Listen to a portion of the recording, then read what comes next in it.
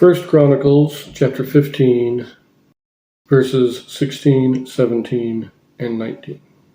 And David spake to the chief of the Levites to appoint their brethren to be singers with instruments of music, psalteries and harps and cymbals, sounding by lifting up the voice with joy. So the Levites appointed Heman, the son of Joel, and of his brethren Asaph, the son of Berechiah, and of the sons of Merari, their brethren, Ethan, the son of Cushai. So the singers, Heman, Asaph, and Ethan, were appointed to sound with cymbals of brass. A number of the psalms are titled or written for specific singers appointed by David, as stated here in Chronicles, to oversee the worship services and the music, the songs of praise. And there are several people. There are these three that are named here, Asaph, Heman, and Ethan. There are others, which we will get to. But who are these men? What do we know about these men? What do we really know from the scriptures? And the answer is not a whole lot, really. But what this doesn't tell us here is that each of these men come from a different son of Levi. Levi had three sons, Gershon, Merari, and Kohath. And each of these men are descended from one of Levi's three sons. They chose, specifically, one man from each line of Levi.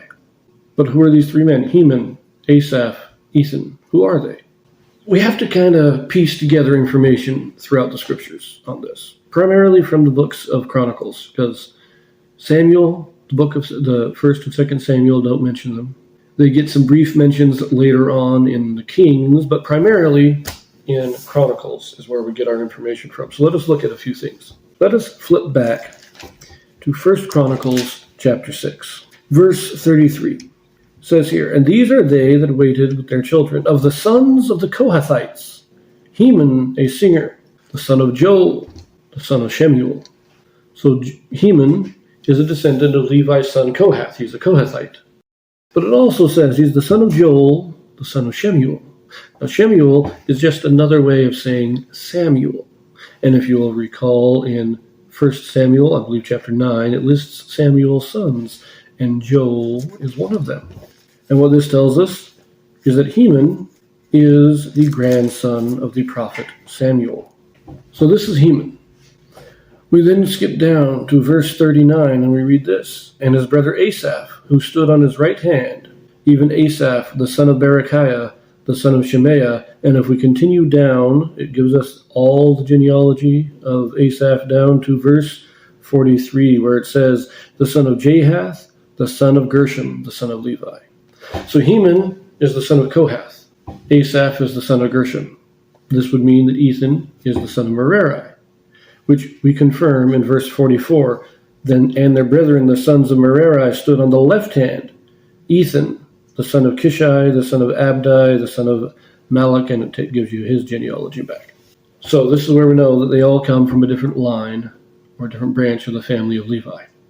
I also find this interesting, that in chapter 15, going back to chapter 15, we read in verse 22, says, and Kenaniah, chief of the Levites, was for song. He instructed about the song because he was skillful. Now, he's not appointed to be a singer. Nowhere do we get his appointment, but he is an instructor. He is one of the best instructors. Could it be that he was the chief musician that is mentioned in so many psalms? That the psalms were given to him to arrange the music, and then he gave them to Heman, Asaph, or Ethan. But there is something, but let us go one at a time with these three men and see what we can actually learn about them, what we actually know. What we have here, let's see. One thing that we do learn here is a little more information. We get first chapter 16 in 1 Chronicles, verse 37. And he left there before the ark of the covenant of the Lord Asaph and his brethren to minister before the ark continually as every day's work required. Now remember, David brought the ark of the covenant to Jerusalem. He didn't bring the tabernacle. He only brought the ark. So Asaph is ministering in Jerusalem where the ark is. But then we skip down here to verse 39, and it says, and Zadok the priest and his brethren, the priests before the tabernacle of the Lord in the high place that was at Gibeon. So the tabernacle is still in Gibeon. The ark is in Jerusalem, the tabernacle is in Gibeon. We have a division here, and we read in verse 42, "And with them Heman and Jeduthun, with trumpets and cymbals for those that should make a sound, and with musical instruments of God, and the sons of Jeduthun were porters." So we have this division. Asaph ministers at the ark in Jerusalem. Heman and Jeduthun are ministering at the tabernacle in Gibeon. A division of responsibilities. But notice, Ethan is not in this list. We had Heman, Asaph, and Ethan were appointed to sing when David was bringing the ark to Jerusalem. On the journey to bring the ark to Jerusalem, there were three men leading the singing, leading the celebrations, leading the worship, the praise of God as they marched into the city with the ark. That was Heman, Asaph, and Ethan. Once the ark is there, a permanent appointment is made for Heman and Asaph, and Ethan seems to be replaced by Jeduthun. So we have four men now, instead of three, that are singers of David. But if we look at each of these men, what do we really know? How much information can we really glean about each of these men? Well, let us start with Heman, because he seems to have a little more information about him. Not a lot more, but a little more. So, we already know that Heman was a Kohathite and a grandson of Samuel, which means he was a descendant of Korah, which you can verify again in 1 Chronicles chapter 6 in the genealogy of Heman. Korah was one of the three, along with Dathan and Abiram, who led the rebellion against Moses. Heman and Samuel are descendants of Korah. Now, this will be important later. We'll talk about this a little more later. But he's one of the three that is appointed to sing when the ark is brought up, and then his ministry is to minister at the tabernacle. It is also true. In 1 Chronicles chapter 25, verse 5, it says here, "And these were the sons of Heman, the king's seer," which means that Heman had the gift of prophecy. He was a prophet. And he's the king's seer, which means that David sought him out for counsel. He was a counselor to David. Then again, we hear about him in book of 1 Kings. This is probably the only reference we have to him outside of the Chronicles. And that is in 1 Kings chapter 1, in 1 Kings chapter 4, verse 31, praising the wisdom of Solomon. It says that Solomon's wisdom surpassed that of Heman and Ethan. And it lists a few others here too. But this shows us that Heman was known, he was well known for his wisdom and his counsel. Now there's only one psalm that is credited to Heman. He is said to have written one of the psalms, that is Psalm number 88. This psalm was also said to have been written for the sons of Korah. As you remember, Heman is a descendant of Korah, so writing for the sons of Korah it's fitting. But we will again return to Korah later. Let us move on to Ethan, because you will recall that Ethan was also mentioned in 1 Kings chapter 4, verse 31, for his wisdom, and how Solomon surpassed Ethan as well. So that gives us one thing about Ethan. Now, he is a descendant of Merari, the son of Levi, we know that, and he was appointed to sing when they brought the ark up to Jerusalem. But he is not given an appointment in the actual worship services at either the ark or the tabernacle. Other than this, we know nothing about Ethan. He apparently was a very wise person. He is believed to have been part of David's court rather than serving in the religious capacities at the ark or tabernacle, but that cannot be verified. We don't know anything else about him, except that he did write one psalm. That is Psalm 89. That is accredited to be written, that is said to have been written by Ethan. We know nothing else about him. What about Asaph? Asaph, the descendant of Gershom. He was also appointed to sing, bringing the ark up, and given his appointment at the ark in Jerusalem. Other than that, we know nothing about him.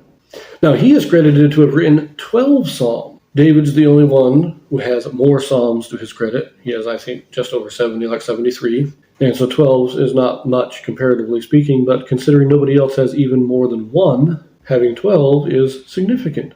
Now, one of his psalms is said to have been written for Jeduthun, which we'll talk about Jeduthun again in a second, but that's interesting that he wrote one for Jeduthun, even though he was a separate singer. He sang at the ark, but he wrote a psalm for Jeduthun, who sang at the tabernacle.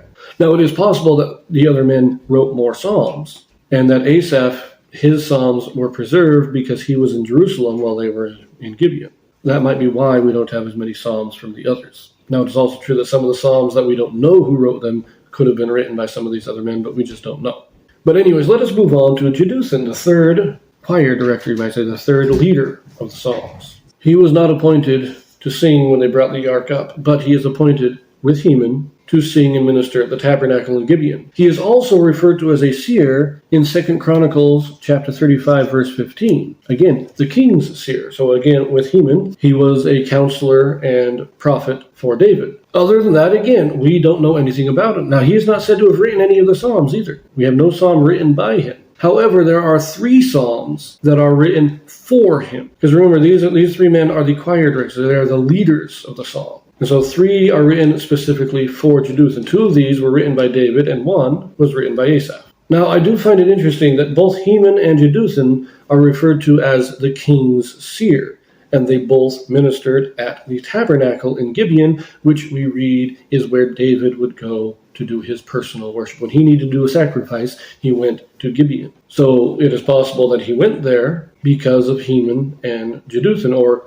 because they were there and he went there, they became his advisors and, the men he sought for spiritual guidance. Or some of the men, because he also did.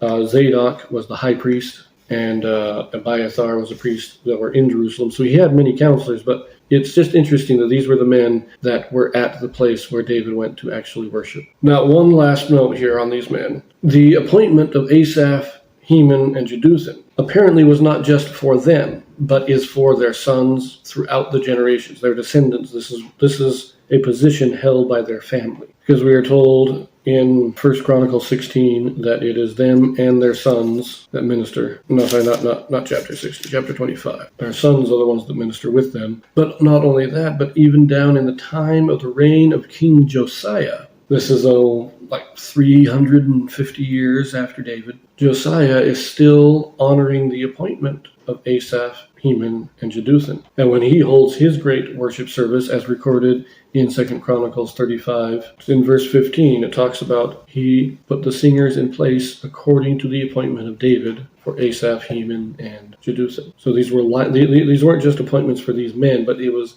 their families were given this. This was their ministry for their families. No, I forgot. A final note.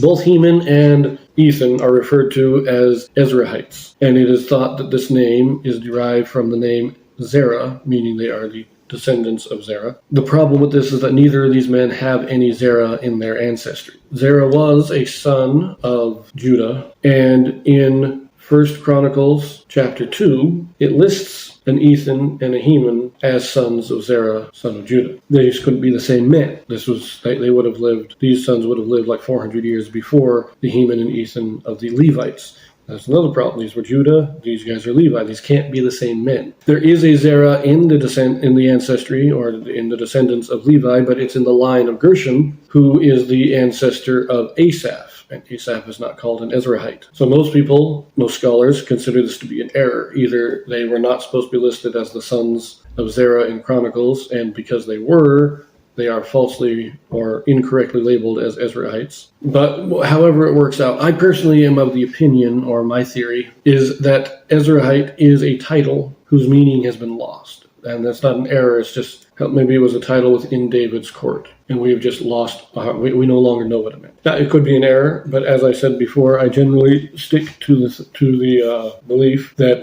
if Joseph Smith didn't correct it in his inspired translation, then we should just assume that it is not an error. And I don't think he corrected the use of this title in reference to Ethan and Heman. So that's that. Let us move on briefly from the stories of David's appointed singers and talk about the Sons of Korah briefly. Because I mentioned them with Heman. Heman was a descendant of Korah. And he wrote a psalm. His one psalm that we know of is said to have been written for the Sons of Korah.